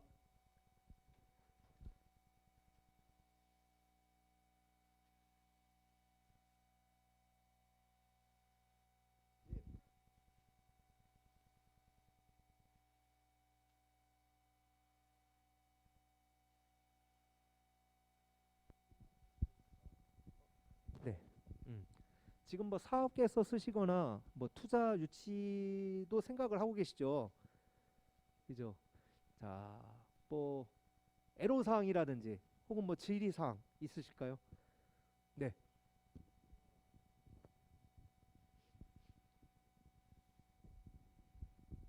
제가 아직 사업 계획서를 써보진 않았지만 이번 강의를 통해서 좀 들었던 생각이, 이제 예상 재무 제표나 이제 거기 이제 투자자들한테 미래에 이제 우리 회사의 가치를 알릴 때 사용하는 지표들 있잖아요. 이제 뭐 판매 대수라던가. 근데 뭐 판매 대수가 이제 다 대부분 성장하는 증가하는 쪽으로 이루어질 텐데, 그거에 대한 근거를 어떻게 투자자들한테 이제 설득을 하는지, 그게 좀 많이 의문이 들어가지고. 자, 성장에 관련돼 가지고 설명을 하실 수 없으면은 솔직히 말씀드리면 시장에서 팔 수가 없어요. 우선적으로 우리가 실질적으로 지금 종이컵을 또 예를 들게요. 종이컵이 오늘은 10개가 팔리고 내일은 100개가 팔리고 내일 모레는 200개가 팔릴 예정이다 라고 생각을 저기 쓰셔야 되는데, 그거에 대한 근거가 없다고 하셨잖아요. 가장 큰 근거는 시장의 확대예요. 뭐냐, 저 오늘은 요거 저기 뭐 대전에서만 팔 거예요. 하지만 내일은 대전하고 세종에서도 팔 거예요. 내일 모레 급히는 대전, 세종, 뭐 천안에서도 팔 거예요. 시장에 대한 확대 개념으로 가신다면은 그거에 대한 뭐 판매에 대한 근거 자료도 되실 수 있어요. 자, 그러면은 지금 얘기한 것처럼 지역을 시장에 대한 확대를 하신다고 했어요. 대전, 천안, 뭐 세종까지. 그런데 내가 지금 현재 대전 사람인데 세종에 연고도 없고 대전에 지점도 없어. 그럼 팔 수가 없겠죠. 그죠? 그래서 사업적 아까 사실에 근거한 뭐 데이터라는 거는 내 아는 친척 중에 하나가 뭐 판매를 할 수 있는, 한마디로 생수업자야. 생수업자인데 생수업자에 대한 네트워크가 있어. 그거 자체가 한마디로 시장 확대에 대한 사실적 근거가 돼요. 그래서 그런 부분을 많이 넣으시면 되고요. 오히려 스타트업들을 많이 봐왔을 때 스타트업들이 자기 자랑을 잘 못하세요. 그러니까 뭐냐면 너무 뭐라고 할까, 정직하셔. 물론 정직을 하셔야 되는데 자기 자랑이라는 거는 뭐냐면은 자신에 대한 능력을 조금 과소평가하시는 것 같아요. 뭐냐면 우리가 실질적으로 아까 말씀드렸듯이 확대라는 개념으로 넣으셔야 되는데 사실적 데이터가 없다. 사실적 데이터는 항상 있으실 거예요. 뭐냐면은 지금 우리 대표님들이 실질적으로 지금 뭐 학생분도 계시지만 아까 얘기했던 뭐 IPO에 관련된 이야기라든지, 그다음에 사업에 대한 엑시트, 그다음에 무엇을 투자용 사업계획서에는 핵심으로 좀 넣어야 되는지, 키워드에 대한 키워드를 넣어야 되는지를 처음에는 몰랐을 거예요. 근데 이렇게 교육을 오셨잖아요. 근데 이제 알게 되셨잖아요. 알게 되셨으면 그거에 대해서 생각의 폭이 넓어지시거든요. 자, 그것처럼 대표님도 지금 현재는 내 네트워크가 요거밖에 안 되는데 네트워크 하시면 돼요. 네트워크 하시면 이렇게 또 많이 늘어나요. 자, 시장에 대한 확대로서 가장 쉽게 할 수 있는 방법이 바로 네트워크거든요. 만약에 여러분들이 이제 지금은 코로나19 때문에 많이 모이지는 않지만은 대표님들이 많이 모이는 네트워크가 있어요. 저는 그 부분을 상당히 좋아해요. 왜냐면은 그 부분에서 대표님들이 사업을 확장을 하실 수 있는 여력이 가장 커요. 뭐냐면은 거기서 네트워크에서 만나서 사업적 이야기도 하고, 예전 같으면 뭐 우리가 쉽게 말하면 반주도 한잔 하고 뭐 술도 한잔 하면서 야 당신 나하고 어느 정도 이렇게 뭐 사업적인 기조라든지 성질이라든지 여러 가지가 좀 맞는데, 자 그렇게 되면은 그분은 천안 사람이고 난 대전 사람이야. 그러면 내 물건도 좀 팔아줄래? 네 물건 나도 팔아줄게. 바로 이런 부분이 협업이라고 하거든요. 협업을 했을 경우 가장 쉽게 네트워크가 확산되는 방법 중에 하나다. 이렇게 보시면 될 것 같아요. 그래서 여러분들 같은 경우도 뭐 그런 말 있잖아요. 혼자 하면은 빨리 갈 수 있지만은 여럿이 가면 느리지만 넓게 갈 수 있어요. 그래서 요즘 뭐 랜선 네트워크 같은 경우도 많이 있잖아요.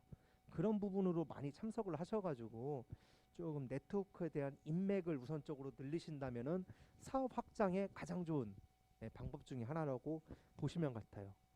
네.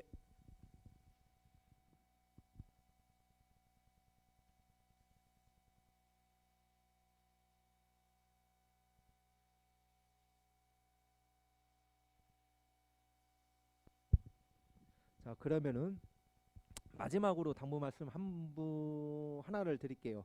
그리고 이제 마무리를 하는데 미국이라든지 미국 아까 뭐 엑시트에 대한 여러 가지 방법론을 얘기를 했잖아요. 자 미국 뭐 애플이라든지 마이크로소프트사가 됐던, 자 어디가 됐던, 자 여러분들이 그런 말을 들은 적이 있어요. 대기업들이 소기업이 가지고 있는 아이디어를 사는데 그냥 회사를 통째로 그냥 사버렸다는 그런 얘기 많이 들어보셨죠? 그게 바로 애시트고 그게 바로 투자자가 원하는 사업 모델이라고 보시면 돼요. 근데 실질적으로 별거 아닐 수 있어요. 근데 매력도를 그냥 매력을 주신 거예요. 매력을 보이신 거거든요. 그 기업들은. 그래서 오히려 애플이 저 부분을 우리가 케어해서 더 발전해야지, 이거보다 우리의 사업에 방해가 될 것 같은데 그거를 없애기 위해서 합병을 그냥 사버리는 그런 경우도 많아요. 자 그것처럼 여러분들은 여러분 사업 아이템이 그냥 제품을 만들어서 제품을 파는 게 아니고요, 어떠한 사회적으로든 혹은 어떻게 기업적으로든 파장을 주셔야 돼요. 내 제품이 나왔을 경우에 생기는 파장, 내 제품이 나왔을 때 누군가가 사업적으로 뭐 이로움이라든지 혹은 해로움이라든지 여러 가지가 줄 수 있는 파장을 생각하시고 사업 아이템을 만드시고 아이디어를 만드셔야 그 부분이 바로 또 투자자가 혹은 심사위원들이 매력적으로 볼 수 있는 포인트 중에 하나다. 이렇게 보시면 될 것 같고요. 여러분들이 하시는 것 자체를 너무 이렇게 축소해서 생각하지 마시고요. 이렇게 도전하시는 것 자체가 아주 큰 아이템이고 아이디어시니까요. 그런 쪽으로 좀 힘을 많이 쓰셨으면 좋겠습니다. 예, 이상으로 강의를 마치도록 하겠습니다. 감사합니다.